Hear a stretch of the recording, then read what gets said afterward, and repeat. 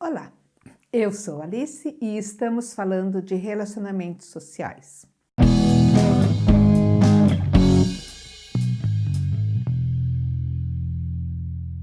Uma das questões mais difíceis em relação a grupo de pessoas, a relacionamentos, são os conflitos. Só que a gente precisa entender que nem toda situação onde tem discordância de opiniões pode ser considerada como um conflito. E o conflito nem sempre é negativo.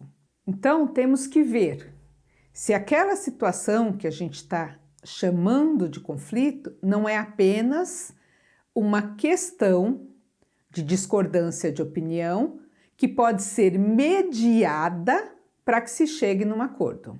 O conflito mesmo, ele tem normalmente 5 estágios.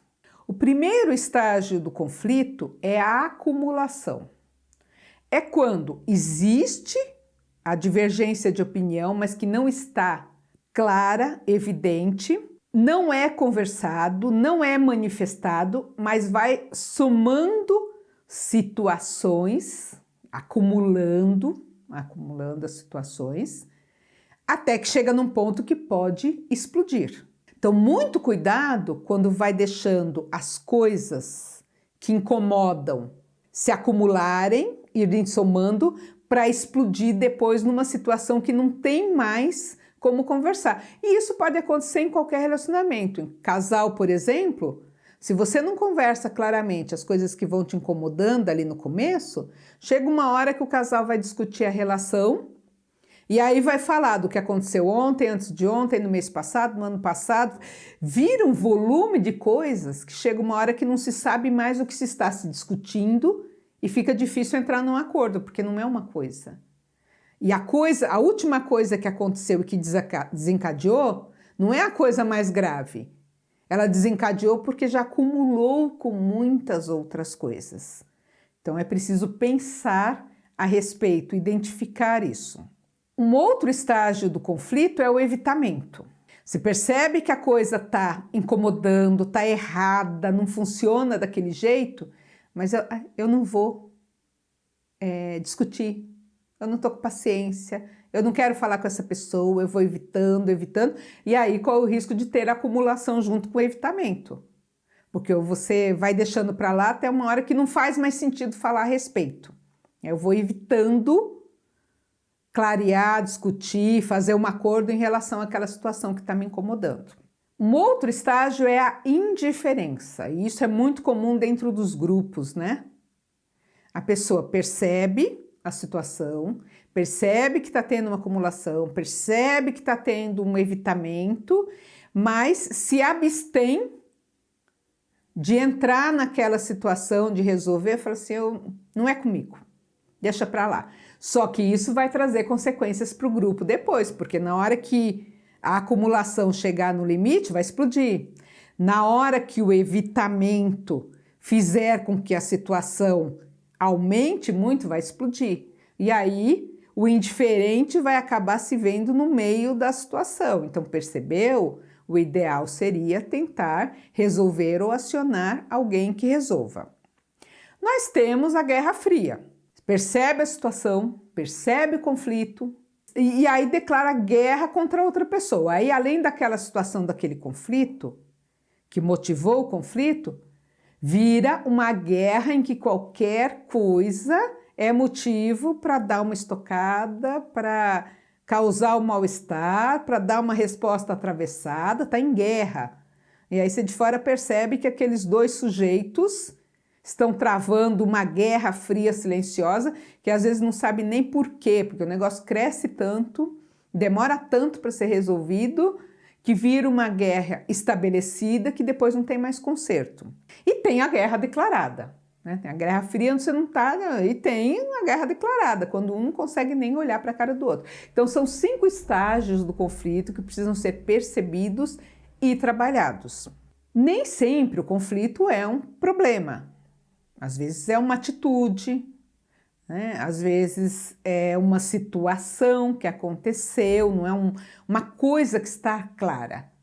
né? Seja ele por que motivo for, ele traz desgaste emocional para todos os envolvidos, até para quem está só observando, né? Mesmo que queira ficar indiferente, mas a indiferença também demanda energia.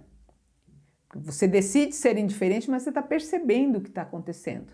E aquilo demanda energia, provoca um desgaste.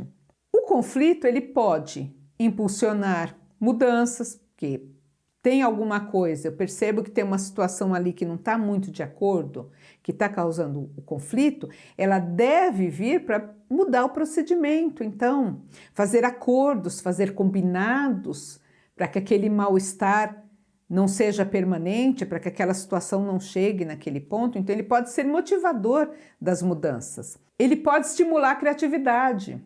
Eu percebo o conflito e eu estou vendo que da maneira que aquela situação está, não vai funcionar. Só vai ficar provocando esse mal-estar, esse desgaste.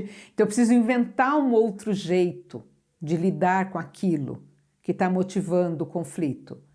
Eu preciso criar um outro jeito de falar com as pessoas envolvidas. Então ela pode ser motivadora da criatividade.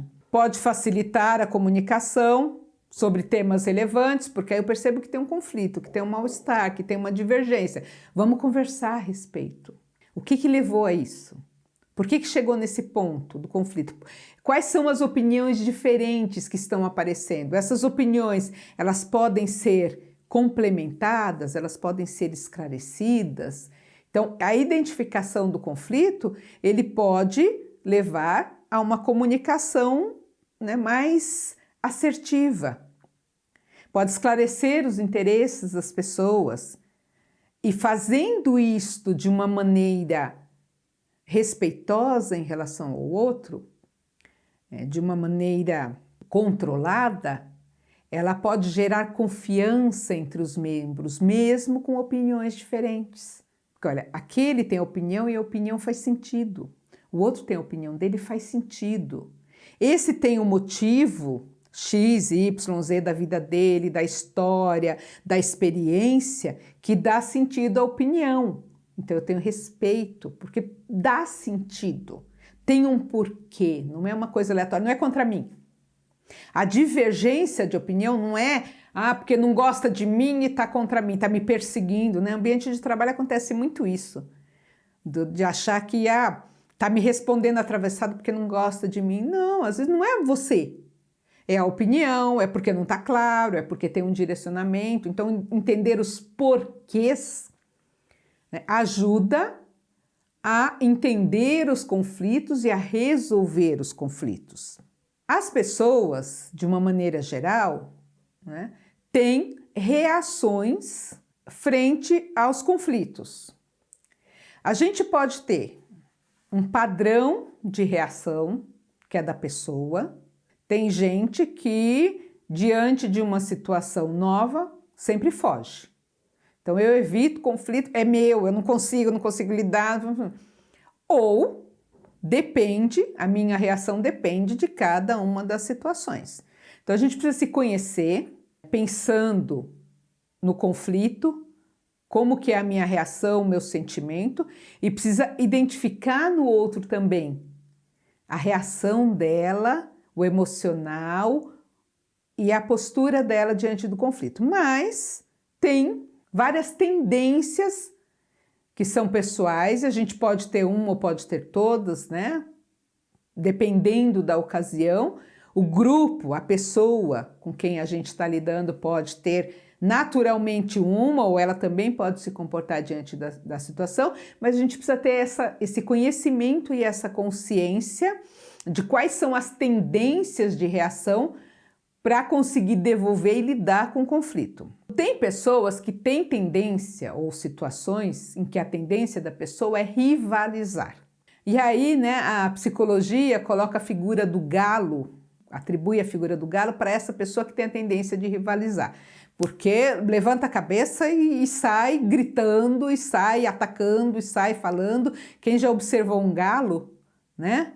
Dentro do galinheiro, quando chega outro galo, percebe isso, que quando sai para briga, para rivalizar, provoca, né? E tá ali. E tem pessoas que têm essa tendência de rivalizar com o outro. Percebeu que tem uma opinião diferente, já parte para briga.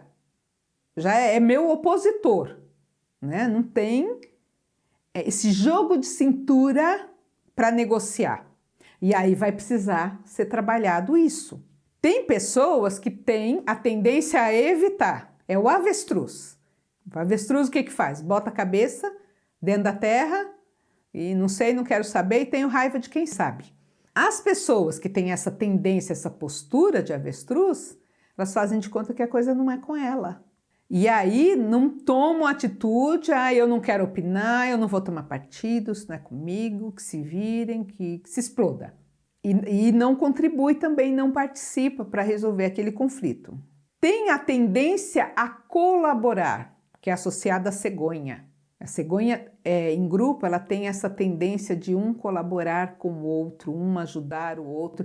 Então, a pessoa que tem esse perfil, essa tendência a colaborar, se o conflito é com ela, ela vai tentar conversar com a outra parte conflituosa. Se o conflito não é com ela, mas ela percebe o conflito entre os dois, ela vai tentar ajustar os dois para resolver aquele conflito. Né? Então, é o mediador da situação, é a pessoa que está atenta com essa perspectiva de colaborar para a resolução do conflito. Nós temos a pessoa que tem tendências a ceder, né? Que é associada à figura do pato. O que é pato na linguagem popular da gente? Né? O que paga o pato. Aquele que assume o negócio para ele, nem sempre é com ele, e leva as broncas. A pessoa que tem tendência a pato, ela não vai tentar esclarecer a situação do conflito. Ela vai assumir a culpa para ela e vai levar aquilo, mesmo que não seja dela. E isso não é bom, porque não resolve. Aquela situação de conflito, ela vai se repetir no outro momento. E a pessoa vai levando a culpa de coisas que não é dela até uma hora que não serve mais para dentro do grupo. Ela não agrega, ela já levou todas as culpas. Se for num ambiente corporativo de trabalho, manda embora porque a culpa é dele. E não é. Você vai mandar embora se você não identificou que ela está assumindo o papel de pato, que está levando a culpa por a situação, você vai mandar ela embora, mas o conflito vai continuar ali. Porque ele era só, a gente pode chamar também de bode expiatório. E a pessoa não sabe se colocar na situação para se defender, né? E fica com o estigma da figura.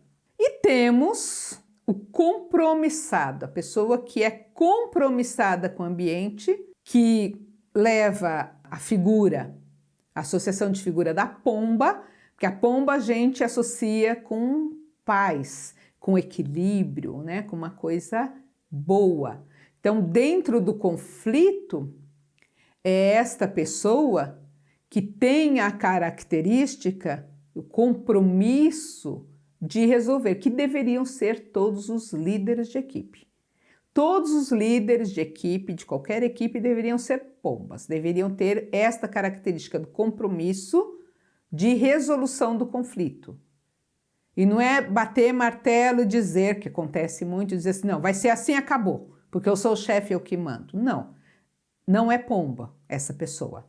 Pomba é aquele líder de equipe ou aquela pessoa dentro da equipe tem o compromisso de chegar na melhor resolução possível do conflito, sem deixar vestígios de mal-estar, sem fazer com que um sobressaia sobre o outro, mas que tenha um acordo em relação àquela divergência que seja bom para todos. Então, é importante que a gente tenha esta clareza em relação ao conflito, que a gente consiga identificar estas figuras e que a gente se aproprie mais em relação a métodos, né, de resolução de conflito que façam com que a gente melhore a atuação, tanto nossa quanto do grupo.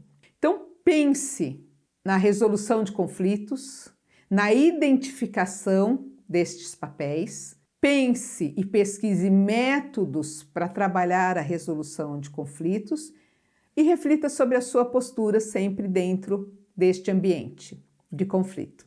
Por hoje é isso, a gente volta a falar nesse assunto em outra oportunidade, aprofundar um pouquinho mais. Mas pense a respeito em qual é a sua característica de estágio de conflito, se você é uma pessoa que acumula, que evita, que tenta ficar indiferente, que entra em guerra fria ou declarada numa situação de conflito. E qual é a sua reação frente a um conflito? Você é um galo, um avestruz, uma cegonha, um pato ou uma pomba? Pense nisso. Por hoje é isso, eu sou Alice e estamos falando de relacionamentos sociais. Não deixe de curtir, de nos seguir, de se inscrever nos canais e até a próxima!